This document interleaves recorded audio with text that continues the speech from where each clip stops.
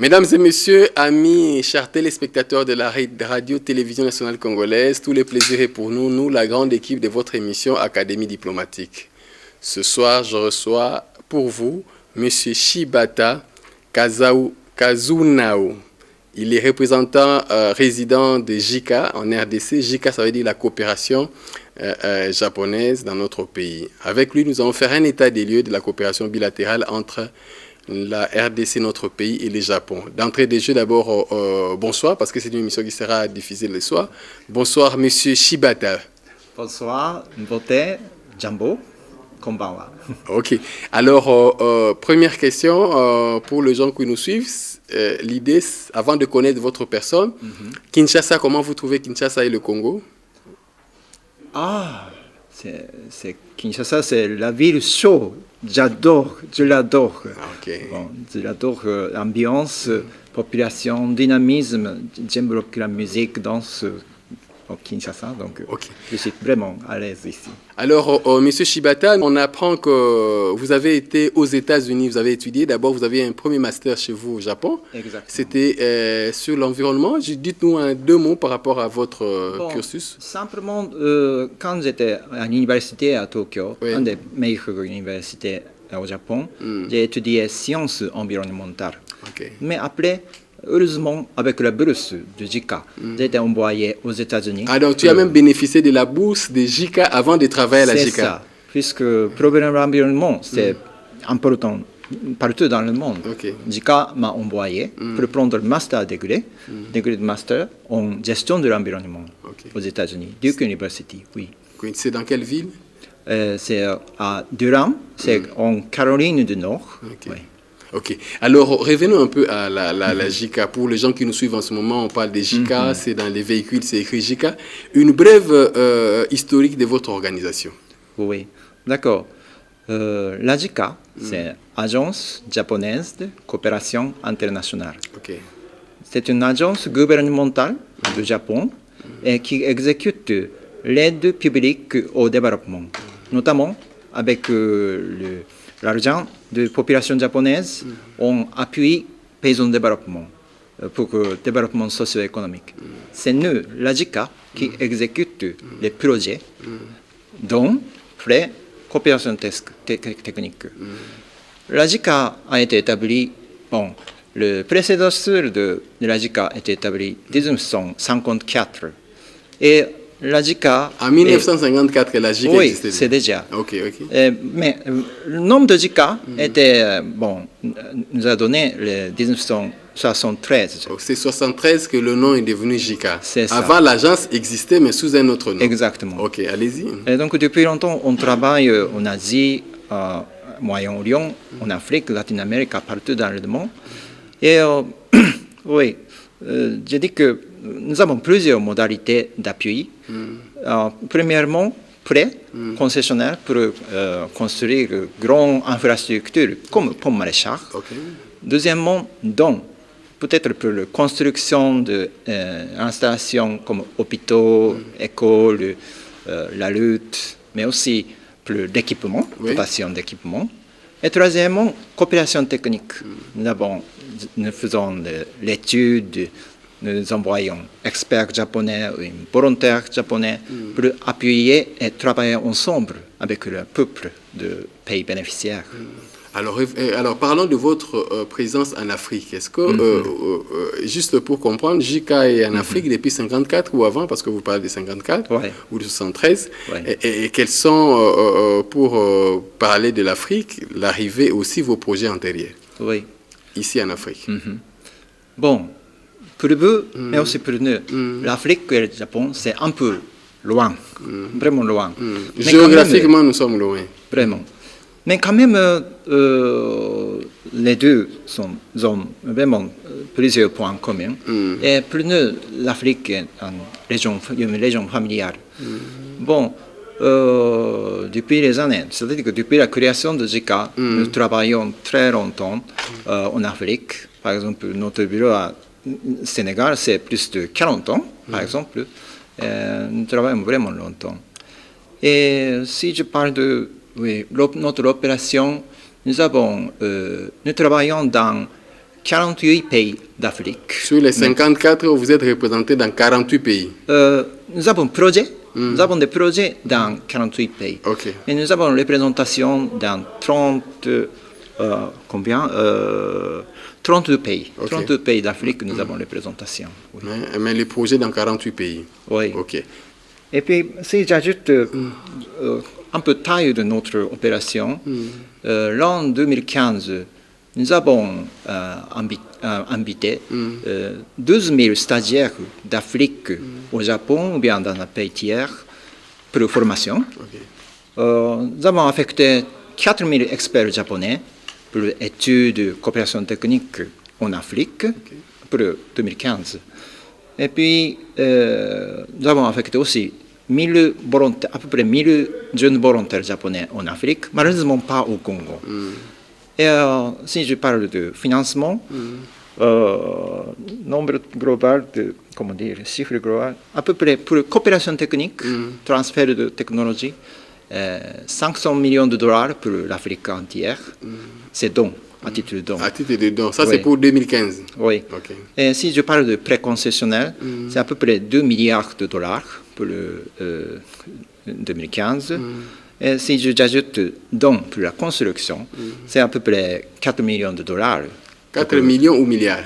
Millions de dollars Ok, 4 pour millions, les hôpitaux, la lutte, l'eau potable, etc., etc. Ok. Alors maintenant, revenons au Congo. Oui. JICA et le Congo. Le mariage a été scellé quand et C'est quelles ça. sont les actions fortes déjà menées des domaines de coopération avec la RDC? Si. Bon, je crois que nous avons une histoire de vraiment belle coopération, excellente relation entre nos deux pays. Mais peut-être si je parle de vraiment un projet typique, c'est Pont Maréchal qui a été construit en 1983. C'est-à-dire que depuis les années 80, ou bien plus avant, la JICA a déjà travaillé ici dans votre pays. Par exemple, je trouve un système de l'eau potable à Kimpese, au Congo central, qui dure plus de 30 ans. Et aussi, par exemple, peut-être le Congo est un premier bénéficiaire pays d'Afrique de se recevoir scanner à l'hôpital Unikin par la JICA. C'est plus de il y a 30 ans. Université de Kinshasa, oui. Oui. Mais peut-être c'est vraiment l'époque Zaïre. Mais malheureusement, vous avez suivi la période de guerre, oui. conflit. C'est après que la JICA a vraiment renforcé nos activités. C'est-à-dire que 1er août 2007, nous avons ouvert notre bureau de représentation ici à Kinshasa. C'est depuis que vraiment nous avons renforcé la visibilité, la présence de nos activités ici au Congo. Ok. Alors, quels sont les domaines de coopération avec nous, la RDC, le Congo? Oui. Bon, peut-être notre objectif ultime, c'est vraiment améliorer la vie du peuple congolais et puis résoudre le problème de la pauvreté avec la construction de la paix et résoudre le problème de conflit. C'est l'ultime objectif. Mais pour servir cet objectif global, nous avons 5 axes prioritaires. Ok. Tout d'abord, infrastructure. Nous construisons des infrastructures importantes, clés et de qualité. Deuxième domaine, c'est la santé. Nous appuyons établir la politique, mais aussi renforcer les ressources humaines en santé, et nous attaquons le problème de maladies infectieuses comme Ebola. Troisième, nous travaillons pour le renforcement des capacités des ressources humaines en industrie, surtout avec INPP. C'est-à-dire que pour le développement socio-économique, apparemment, les ressources humaines de qualité formées sont indispensables. Quatrième domaine, ça c'est le projet pour la paix, notamment la sécurité. Nous travaillons vraiment longtemps avec la police nationale congolaise, surtout pour la formation des policiers. Et cinquième domaine, c'est l'environnement et surtout la gestion des forêts. Votre pays, vous avez deuxième plus grande forêt, forêt de bassin au Congo. Après l'Amazonie. Exactement. Et ces forêts, c'est vraiment importance globale pour la lutte contre le changement climatique. Donc, pour cela, nous travaillons aussi fortement. Ok. Alors, vous venez de parler, quand vous parlez des infrastructures, pour monsieur, madame, tout le monde qui nous suit en ce moment, Oui. comment devons-nous comprendre les volets infrastructures au sein de la coopération japonaise? D'accord. Bon, si je parle de pont Maneshaku-Onko, c'est vraiment un symbole d'amitié du pays. Et aussi, c'est typique de technologie japonaise, qualité et durabilité. C'est-à-dire que nous avons construit dans le projet de préconcessionnel avec société IHI japonaise, ce pont 1983. Et depuis, ce pont continue à servir pour le développement socio-économique Congo central, mais aussi pour le transport entre Kinshasa, Boma, Banana, etc. Ces travaux de qualité, mais aussi, si j'ajoute, nous renforçons la capacité humaine de l'OUBK qui sert d'utiliser, maintenir du pont. C'est pour ça que même après la guerre conflit, ce pont était maintenu comme tel avant. Ces derniers temps, nous encore travaillons avec l'OUBK pour le renforcement de capacité pour maintenance, mais aussi plus longtemps utiliser ce pont. On a ajouté quelques équipements pour bien sécher les câbles du pont pour plus de durabilité. Et si vous permettez, je voudrais ajouter aussi le projet de poids lourd, avenue poids lourd, maintenant nommé comme l'avenue Congo, Japon. À vrai dire que pour moi, c'est ma deuxième séjour au Congo. J'étais ici entre 2009 et 2011. Et personnellement, j'ai travaillé pour ce projet de Avenue Poilu. Ah, vous avez travaillé pour le projet de Poilu. Oui. Alors, pour les gens qui nous suivent, une petite expérience. Oui. Comment ça s'est passé? Juste nous dire comment ça s'est passé ce projet. Oui. Bon, au début, c'est juste après notre ouverture de bureau. Donc, nous n'avons pas de vraiment expérience de construction ici à Kinshasa. Notre projet de don, ce projet, c'est don de à peu près 50 millions de dollars, etc. Et nous invitons une société japonaise qui s'appelle Kitano. Kitano, j'ai vu dans les camions, oui, c'est écrit Kitano. Oui. Ce qui était bon, intéressant et un peu difficile. Donc au début, nous avons fait une étude vraiment détaillée et nous avons lancé, comment dirais-je, les travaux. Mais c'est après que nous avons compris que vraiment l'élargissement de cette avenue, c'est vraiment important. 4 voies, 2 voies, 2 voies. Des voies de part et d'autre. Donc, nous avons justement ajusté le programme. Et avec collaboration, participation de propres fonds de pays, nous avons ajusté pour construire l'avenue axiale, notamment 2 voies, 2 voies.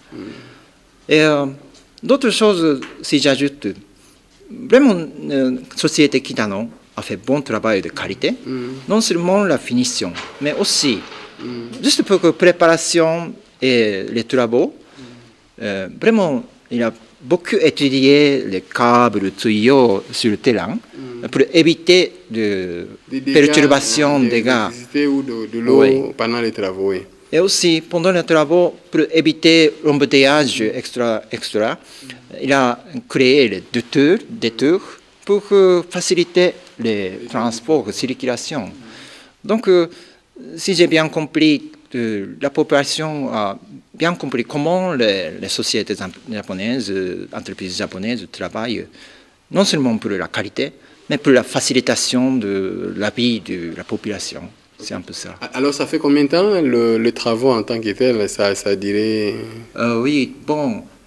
Ah, excusez-moi, j'ai un peu oublié ce chiffre dans la tête. C'est pas grave. Alors, maintenant, le travail a pris fin. Est-ce que maintenant, vous, par exemple, en tant que responsable de ce projet, en termes de qualité, vous parlez de la qualité, de la durabilité, est-ce qu'avez-vous respecté les normes dans ce domaine? Oui, bien sûr, bien sûr. Peut-être si vous vraiment circulez sur l'avenue Poilu ou Congo, Japon, vous sentez il n'y a pas de bruit, il n'y a pas de bruit, il n'y a pas comme ça. La route Ouais, est vraiment bon bien état. asphaltée Ouais. et droit, il n'y a pas de rebond. Plus De rebond. plat, ouais. Ok. Mais aussi, avec caniveau, évacuation d'eau, c'est bien fait.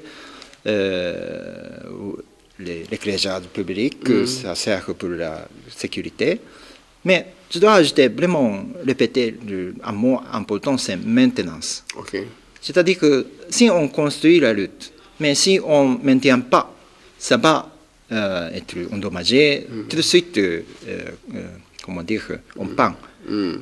Avec saison pluie. C'est pour ça que nous travaillons maintenant avec un projet de coopération technique avec le ministère de l'ITPR et l'Office de lutte, OBD, pour que transférer de technologie de maintenance, entretien de la route, non seulement pour la poids lourd, mais aussi toutes les autres routes et voiries à Kinshasa. Ok. Vous avez parlé un moment de l'enseignement professionnel. Oui. Et ça, vous travaillez comment? Oui. Notre partenaire de long terme, principal et vraiment solide, c'est l'INPP. Avec le guide de l'ADG, M. Chikuya, qui connaît bien la langue japonaise, la culture japonaise, vraiment nos amis. Nous travaillons, en effet, depuis l'ouverture de notre bureau. Mais même avant l'année 90, nous avons déjà l'histoire de collaboration, donation d'équipement. Mais après l'ouverture de notre bureau, nous avons décidé que l'INPP est un des principaux partenaires parce qu'il sert renforcement de capacité de population, l'automobile, le climat, frigo, électronique, électricité. C'est indispensable pour améliorer la vie, qualité de vie de la population. Donc, nous avons construit la direction provinciale de Kinshasa ici, un grand bâtiment. Et fin de ce mois, 28 septembre, nous allons inaugurer la direction provinciale de Haut-Katanga à Lubumbashi. Donc, deux plus grandes écoles, bâtiments de l'INPP, c'est la coopération japonaise qui a construit. Mais ne s'arrêtons pas, c'est-à-dire que, bien sûr que nous donnons l'équipement pour la formation et l'envoi des experts. Ok, la formation des formateurs. C'est ça. Actuellement, nous avons une deuxième phase de coopération technique qui va durer l'année prochaine. Projet solide, c'est un nom sigle. Et nous affectons plusieurs experts japonais qui transfèrent technologie, mais aussi mentalité du travail, diligence, ponctualité, toujours nettoyer, mettre en ordre l'endroit de travail. 5S. 5S, ah, vous connaissez bien, oui, c'est ça, exactement. Donc aussi, c'est une manière de manager propre à la culture japonaise. Exactement. Alors, vous travaillez avec la police, vous faites quoi? Vous donnez les armes, les uniformes, qu'est-ce que vous faites avec la police? Oui, la police, c'est indispensable pour la sécurité de la population. Mais après la guerre et les conflits, malheureusement, la plupart des policiers ne sont pas bénéficiés d'une formation de qualité. Donc, on ne savait pas qu'est-ce qui est le travail de police, qu'est-ce qui est la violence sexuelle, qu'est-ce qui est le, comment dirais-je, justice, circulation, etc. En effet, même avant l'ouverture de notre bureau, depuis 2006, etc., nous avons déjà travaillé en collaboration avec MONUSCO, à l'époque MONUC, pour former les policiers. Donc, notre axe, c'est formation des policiers. Et nous avons vraiment nombreuses séances de policiers. Donc, je crois que ça a accumulé presque 35 000 policiers sont globalement formés à Kinshasa, Congo central, à Nord Kivu, Goma, Kisangani, etc. Okay. Ouais. Alors, l'environnement pour les gens qui nous suivent, la coopération, vous faites quoi dans l'environnement? Vous occupez des arbres, vous occupez de reboisement. Qu'est-ce que vous faites un peu? Vous appuyez quoi en tant que coopération au niveau de l'environnement? Puisque l'environnement, c'est mon domaine. C'est ton domaine en plus. Ouais. Et puis, en plus de Poireux, c'était aussi moi-même qui a initié ce programme de l'environnement quand j'étais ici dernière fois, en 2010-2011. C'est-à-dire que cette gestion de forêt, pour l'amélioration de la vie de population locale, en même temps pour la lutte contre le changement climatique. C'est-à-dire que vous avez grande forêt de bassin Congo, mais ces forêts, comment dirais-je, en dommage, en dégradation, avec, comment dirais-je, couper les arbres pour Makala, etc. Et donc, on doit bien gérer ces forêts avec technologie satellitaire. Pourquoi? Avec images satellitaires, on peut bien monitorer, surveiller la condition de... Oui. Donc, avec l'image satellite japonais, on a établi un inventaire de forestiers, surtout à Bandundu, ancien Bandundu, maintenant Kwango, Kwilu, Maindombe. Oui. Donc, on a établi un inventaire forestier. De plus, base de données pour savoir que couverture forestière, pour absorber le carbone dioxyde de carbone, pour lutter contre le changement climatique. Ça, j'arrive au deuxième aspect. C'est-à-dire que pour lutter contre le changement climatique, l'absorption de dioxyde de carbone, c'est vraiment important. Et votre pays, vous avez grand rôle, vous donnez un grand bénéfice pour la population globale. Du monde entier. Oui. Si vous conservez, préservez et bien gérer les forêts de bassin Congo.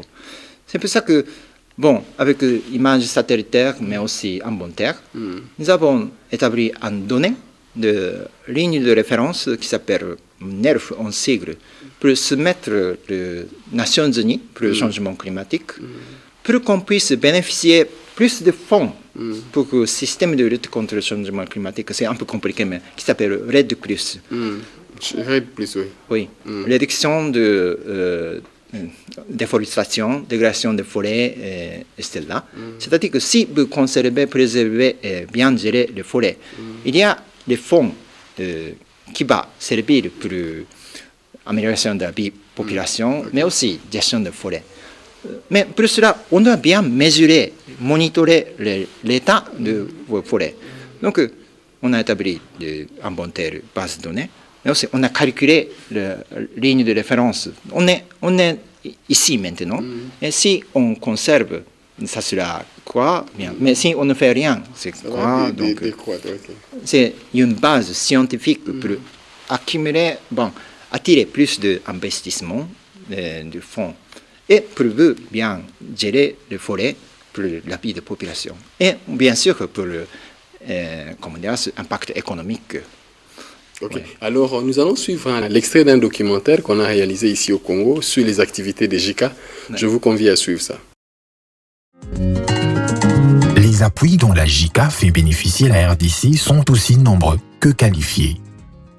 Véritable symbole de la coopération entre le Congo et le Japon, le pont Maréchal se dresse majestueusement entre les deux rives du fleuve Congo, assurant la connexion avec l'axe ouest du pays, seul point d'accès et sortie du Congo vers l'océan Atlantique. Au-delà du pont Maréchal, l'appui de la JICA aux infrastructures concerne également la construction des routes. JICA appuie également la formation professionnelle à travers des structures partenaires telles que l'Institut national de préparation professionnelle, dont elle a construit, réhabilité et équipé les sites de formation de Kinshasa. Le secteur de la santé, la JICA appuie plus particulièrement le développement des ressources humaines en santé depuis 2009, à travers un conseiller technique auprès du secrétaire général du ministère de la Santé publique. La JICA appuie l'implémentation de l'approche qualité 5S Kaizen TQM dans tout le pays et a apporté son soutien dans la lutte contre Ebola à travers la dotation de 14 caméras thermographiques aux principaux aéroports du pays. Dans le secteur de la santé, l'une des réalisations les plus marquantes de l'appui de la JICA peut s'illustrer à travers l'aménagement de l'Institut national pilote de l'enseignement en sciences de santé. L'édification de cette école nationale d'excellence contribue à améliorer la formation initiale et continue des professionnels de la santé.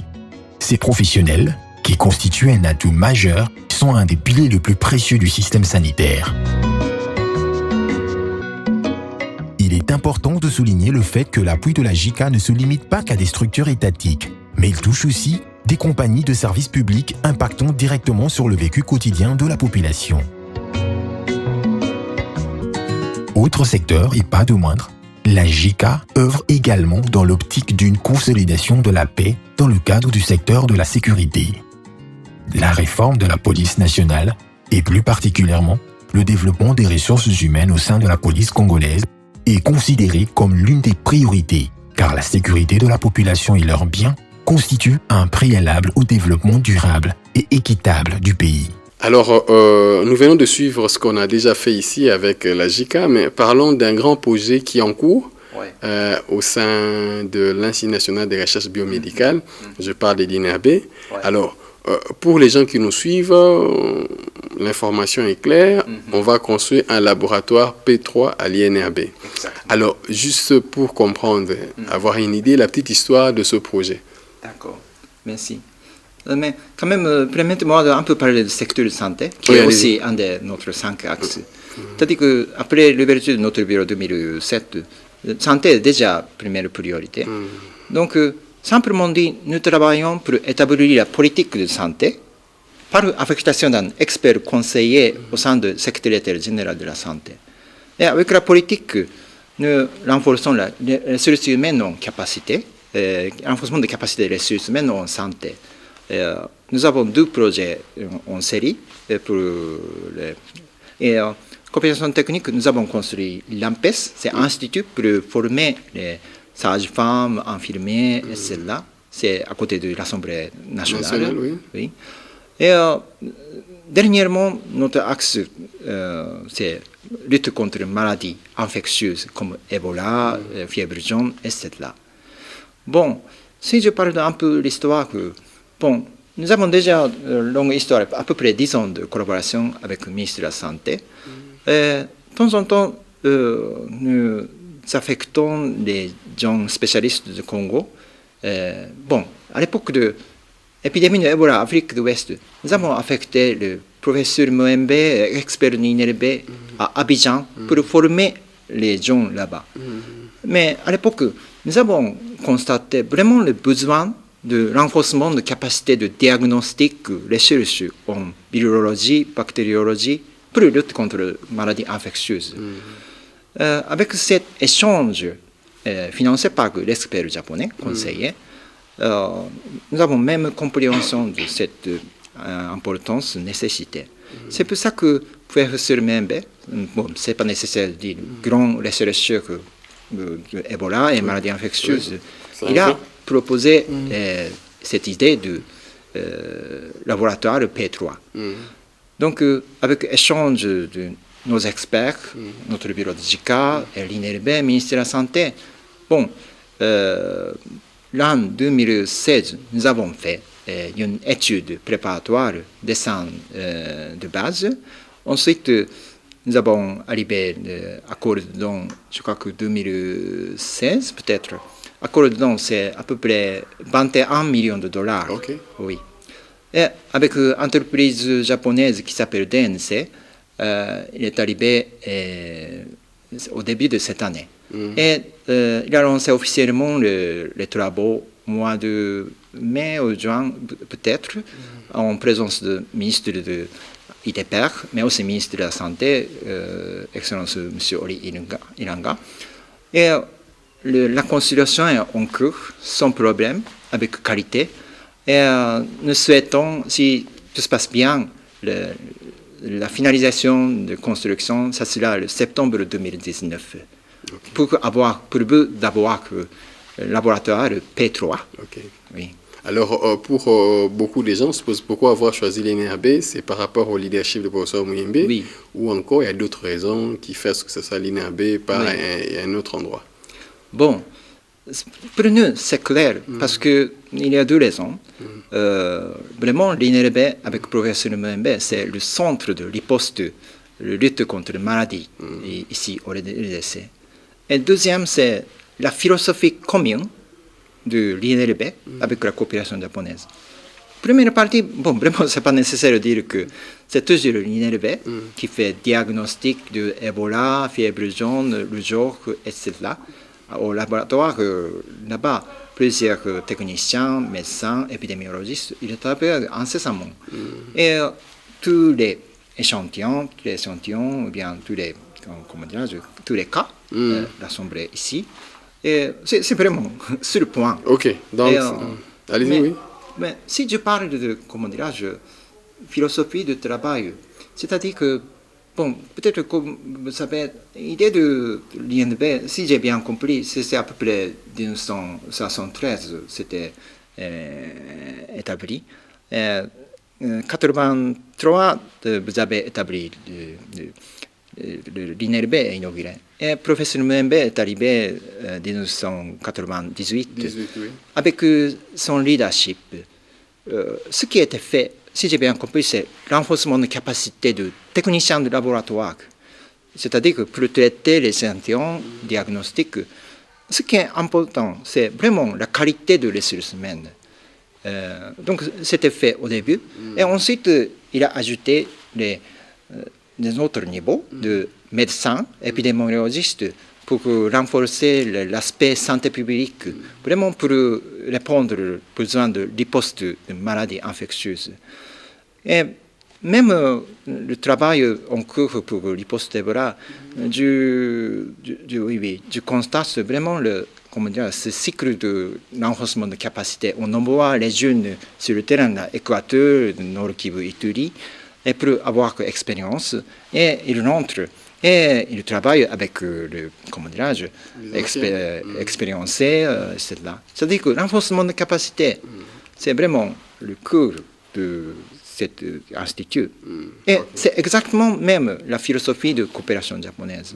C'est pour ça que... Ok, donc il y a un mariage des philosophies de travail entre la JICA et l'INRB. Oui. Alors, en termes d'impact, quel est l'impact de ce projet auprès de la population congolaise, une fois inauguré et fini? Oui. Bon, peut-être la plupart de la population, la plupart de vous ne connaissent pas qu'est-ce qui est le P3. Voilà. Oui, c'est-à-dire que le laboratoire P3, c'est un laboratoire avec technologie de haut niveau, qualité, pour éviter la propagation, infection des virus, bactéries au laboratoire sur place, mais aussi éviter la sortie de l'expansion de la maladie ou des microbes au niveau de la communauté. Exactement, exactement. Sans laboratoire de P3, si l'INRB reçoit un échantillon de Rujoku, il doit l'envoyer en Belgique ou bien aux États-Unis pour la confirmation de diagnostic. Ça prend 2-3 jours, une semaine. C'est-à-dire qu'il y a grand retard des activités de riposte. Parce qu'on ne sait pas si cet échantillon, ce cas est vrai ou faux. Positif ou négatif. Et entre-temps, les malades se promènent, ça peut être un élément OK. Mais avec P3, on peut traiter, diagnostiquer tous les virus, bactéries, parasites qui sont très dangereux. C'est-à-dire que après la complétion de l'inauguration de P3, votre pays, la RDC, vous pouvez confirmer tous les cas, de principe tous les cas. Sans passer par un laboratoire aux États-Unis, en France ou en Belgique. C'est tout de suite quelques jours à l'INRB à Kinshasa. Okay. C'est-à-dire que l'efficacité, rapidité de votre activité de riposte à maladie, lutte contre la maladie, c'est beaucoup renforcé, beaucoup d'efficacité. Donc, c'est ça l'impact. Mais je voudrais permettre-moi d'ajouter une autre chose. C'est-à-dire que avec cette lutte contre la maladie infectieuse, ça attire vraiment beaucoup d'attention parce que les chercheurs académiques médicaux partout dans le monde, y compris les États-Unis, le Japon, la France, la Chine, etc. Et avec l'infrastructure de P3, les chercheurs internationaux, on peut faire les recherches conjointes avec l'INRB pour comment dire, fabrication de médicaments, vaccins, etc. Et aussi, ça peut attirer financement, investissement par l'entreprise médicale pour les activités de l'INRB, de plus les postes de votre pays. Donc, j'espère que vraiment l'impact... Il y a un impact, ok. Alors, parlons de la construction. Est-ce qu'il y aura aussi des équipements? Quand vous parlez de la construction, c'est les bâtiments. Est-ce qu'il y aura l'équipement? Ouais. Est-ce qu'il y aura la formation, les trainings du personnel et les intras? Parce qu'on a déjà vu d'autres projets dans ce pays où on amène le matériel, où il n'y a pas d'intrants, ou encore on construit un bâtiment qui a pas. Donc, bref, juste pour nous mettre un peu plus dans la philosophie de la JICA. Oui, peut-être jusqu'à maintenant, vous avez déjà compris que on ne peut pas arrêter juste construction. Bien sûr que, bon, juste pour expliquer, ce laboratoire est composé par 3 laboratoires, virologie pour Ebola, Marburg, le jaune, etc., et bactériologie pour Salmonella, etc., et parasitaire, malaria, etc. Trois composants. Et puis, on a une salle de formation pour le renforcement de capacité, formation de jeunes chercheurs, laborantins, etc. Et aussi, nous avons un essai clinique pour essayer d'expérimenter de nouveaux médicaments pour l'efficacité pour Ebola, etc. C'est-à-dire que vous avez l'INRB sera équipé. Bon, bien sûr, nous donnons l'équipement nécessaire, par exemple, séquenceur, pour confirmer quel type de virus Ebola est ici à Équateur. Le séquençage, ça peut permettre, est-ce que l'épidémie en Orchid est liée à Équateur? Est-ce que l'Équateur de Bandundu, c'est le même sous-type et tout ça? Exactement. Tous les équipements nécessaires est inclus dans le projet de don. Oui, c'est jusqu'à projet de don. Mais on n'arrête pas, on continue avec coopération technique. Il y a 2 volets. Tout d'abord, juste pour le renforcement de la capacité de bien traiter les incidents, le diagnostic, recherche, on donne formation des chercheurs. Et juste, on fait lien avec le ministère de la Santé, surtout le département de surveillance. Surveillance, c'est-à-dire qu'on collecte les informations de infectés, les gens contactés, et échantillons. C'est-à-dire que les recherches diagnostiques, c'est étroitement lié aux activités du ministère de la Santé. On renforce le système de surveillance. Nous avons un autre projet, nouveau projet de recherche pour le virus zoonostique. Zoonostique, c'est quoi? C'est-à-dire que, comme Ebola, le virus qui infecte les hommes, mais aussi les animaux. Ebola, c'est comme ça. Les zoonoses. Oui. Un chercheur qui s'appelle professeur Takada de l'Université de Hokkaido, c'est un chercheur connu mondialement, vraiment premier niveau. Il va lancer une recherche conjointe avec l'INRB l'année prochaine pour bien surveiller, chercher ce virus sur le terrain et faire une recherche avec le nouveau laboratoire P3. Bon, j'espère qu'on peut trouver vraiment l'origine du virus Ebola avec cette recherche-là. Oui. Alors, aujourd'hui, nous avons l'impression à travers cette émission que votre façon de coopérer avec les pays est différente des autres. Aujourd'hui, quelle est en 2 mots la valeur ajoutée de la coopération japonaise? Bon, si je parle de coopération japonaise en général, bon, je parle beaucoup de renforcement de capacité, mais autrement dit, accompagner, renforcer et confier. C'est-à-dire que nous n'imposons pas notre technologie, notre philosophie aux bénéficiaires. C'est-à-dire que nous accompagnons toujours et écoutons qu'est-ce qui est votre besoin, qu'est-ce qui est le défi, le problème, et nous pensons, réfléchissons ensemble quelles seront la solution. Et après la discussion, on fournit la formation, le renforcement de capacité ici, au Japon, ou bien le transfert de technologie, renforcement de la capacité. Pour qu'on puisse, on peut confier tous les travaux, pas que vous-même, c'est-à-dire que les chercheurs, les laborantins, notre idéal, c'est vraiment, après la fin du projet, tous les chercheurs, ou bien tous les homologues, on peut réaliser tous les travaux et transférer par technologies, travaux transférés par les Japonais. Alors, un mot par rapport à la lutte contre Ebola. Est-ce qu'on a vu beaucoup d'actions menées? Rappelez-nous quelques actions dans le cadre de la lutte contre l'épidémie d'Ebola. Je veux parler vraiment en détail. Oui. C'est-à-dire qu'avec 10 ans d'histoire de coopération, nous avons déjà travaillé, même avant cette épidémie, cette année. C'est-à-dire que l'épidémie de 2014 à Djera et 2017 à Likati, on a déjà travaillé avec nos experts.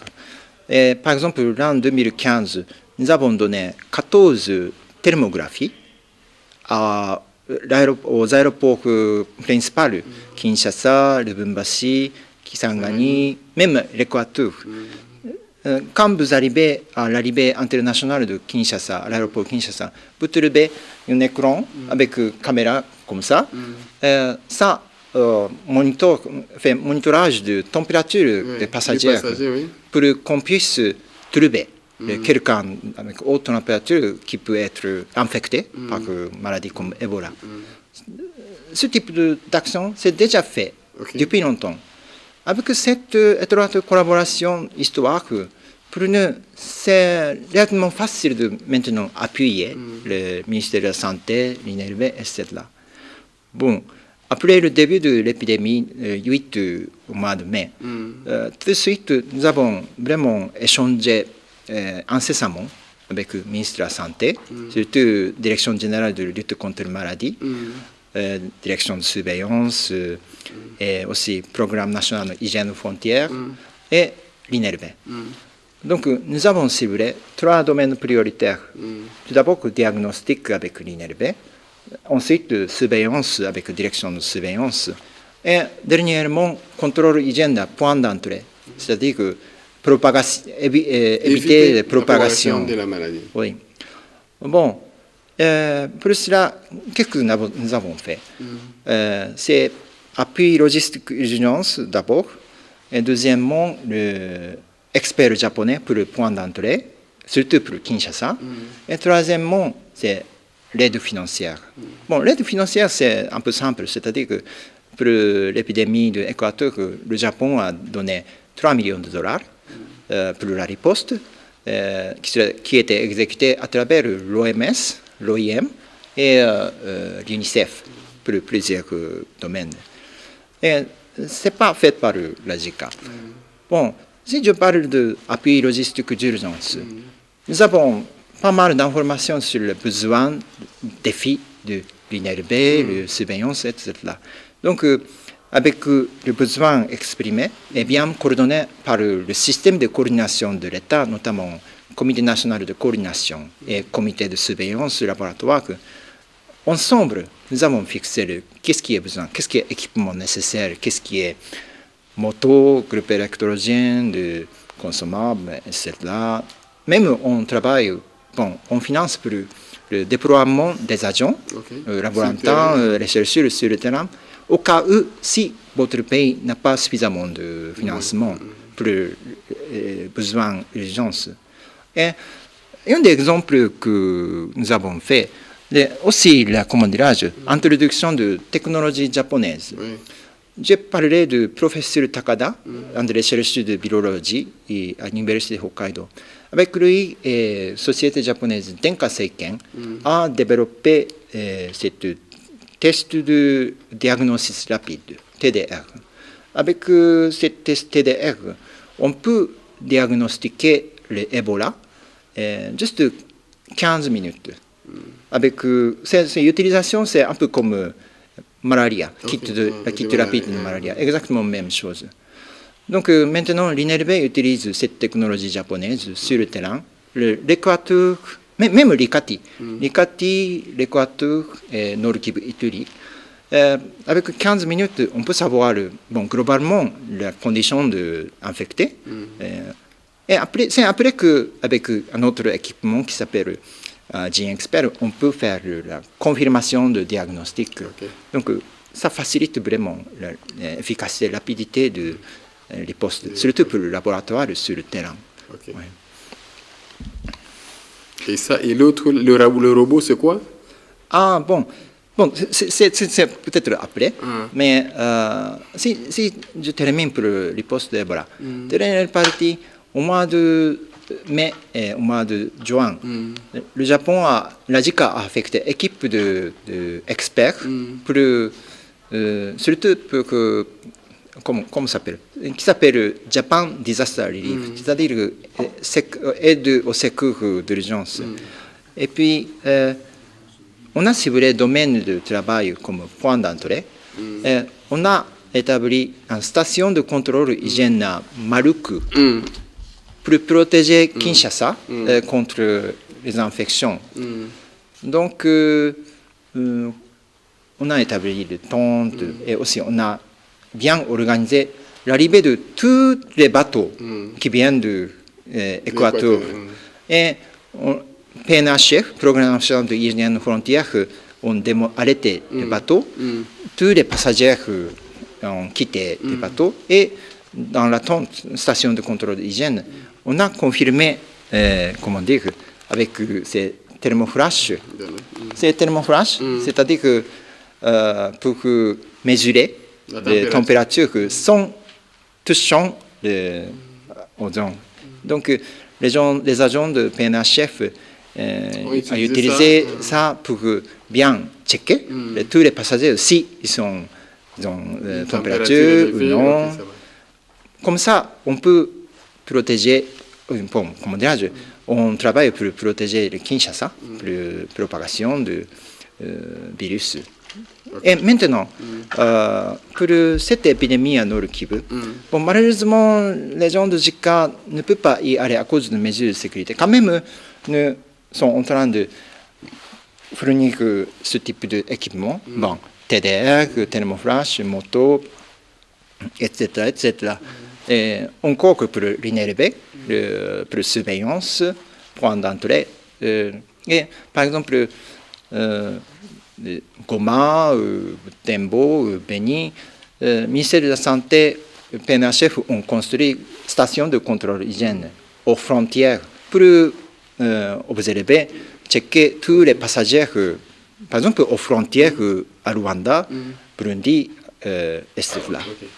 Alors maintenant, vous êtes venu avec un instrument, vous avez un robot et puis un instrument. On aimerait commencer par l'instrument parce que c'est déjà la fin de cette émission. Bon. Alors en quelques minutes, exécutez-nous ce que tu aurais fait comme un cadeau à la population congolaise à travers votre instrument. Bon, c'est un peu pour mon perspective personnelle. Je dois parler perspective de la JICA, mais surtout, je veux savoir que la culture congolaise et je veux échanger avec, comment dirais-je, congolais culturellement, par exemple. Donc, personnellement, je participe à l'orchestre kimpagiste symphonique ici à Kinshasa. Et de temps en temps, je fais la répétition. Malheureusement, je suis très chargé, je n'ai pas beaucoup de temps. Mais, fais-nous ce plaisir quand même de t'écouter en musique.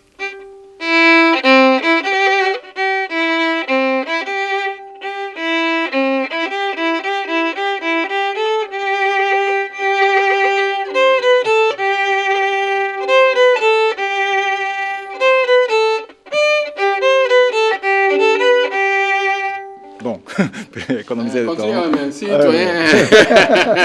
Ok, ça va. Alors, on va terminer l'émission. Alors, pour la coopération japonaise au Congo, quelles sont les perspectives d'avenir? Et vous allez nous les faire en termes d'écrit. C'est-à-dire, vous allez écrire ça derrière notre feuille ici. On va prendre ça en image. D'accord. Bon, pour la perspective future de la JICA, j'espère vraiment que les élections présidentielles soient organisées comme programmé avec inclusivement, démocratiquement, transparent, parce que vraiment ça va renforcer nos activités, c'est-à-dire que ça va vraiment faciliter la décision pour le futur investissement par le secteur privé, plusieurs bailleurs, etc. Et avec cet événement, je pense que on peut convaincre par le prochain futur projet, comme le renforcement de l'infrastructure transport à Kinshasa, parce que nous venons de terminer le plan directeur de transport urbain à Kinshasa. Avec ça, nous voulons inviter plusieurs investissements pour les routes, bus rapide transit, etc. Et aussi, nous voulons travailler dans le domaine de l'énergie aussi. Bon, nous avons étudié la situation de barrage Inga et station de génération d'électricité. Et bon, avec la stabilité politique, ça va vraiment attirer des investissements et fonds. Et surtout, comme représentant résident, je ne peux pas arrêter de travailler seulement pour la JICA, mais en tant que pont d'amitié entre les deux pays, vraiment, je veux inviter le secteur privé pour plus d'investissements japonais. Et aussi, je voudrais promouvoir les relations et collaborations culturelles entre Japon et Congo. J'ai amené ce robot et technologie japonaise comme Avatar. Avec iPhone, on peut manipuler du Japon cet robot et avec l'écran de iPhone, on peut regarder même la situation au Congo. Donc comme ça, j'aime beaucoup, comment dirais-je, inviter quelques écoles congolaises pour échanger avec l'école japonaise, par exemple, ou bien communauté à Kinshasa ou bien n'importe quelle ville, avec les Japonais. Par exemple, avec technologie, on peut élargir l'échange culturel communautaire avec deux pays. Plus, comme ça, on peut vraiment renforcer et arriver à un autre niveau d'amitié, de coopération entre les deux pays, Congo et Japon. Ok, Monsieur Shibata, ça a été un plaisir pour nous de vous avoir sur ce plateau. Merci pour votre disponibilité. On va clôturer cette émission par votre mot. Vous allez l'écrire. C'est là, nous allons lire après. C'est ici. Bon, merci beaucoup. Vraiment, c'est un grand honneur et grand plaisir que cette opportunité. Vraiment, je me promets de faire mon mieux pour renforcer la coopération japonaise, pour servir directement le bénéfice de la population congolaise. Donc, je veux être votre samouraï au Congo en exécutant la philosophie du japonais. Donc, Bokoki Kobenganga, samouraï ya Congo. Ok, merci. Bokoki Kobenganga, samouraï ya Congo, comme disait M. Shibata. Nous sommes arrivés à la fin de ce programme. On se retrouve demain à la même heure pour le même programme. Ça a été un plaisir pour nous et toute la grande équipe. Nous avons reçu monsieur le représentant résident de la JICA en République démocratique du Congo. JICA, c'est-à-dire la coopération japonaise. Avec lui, nous avons fait l'état des lieux entre cette coopération, entre ces deux pays, le Japon et la RDC. Et d'entrée de jeu, il a fini par nous faire une bonne leçon de musique avec l'hymne national. Il ne me reste plus qu'à vous remercier une seconde fois pour votre fidélité à cette émission. On se retrouve prochainement à la même heure. D'ici là, portez-vous bien et bonne suite de programme sur la télévision du développement. Au revoir.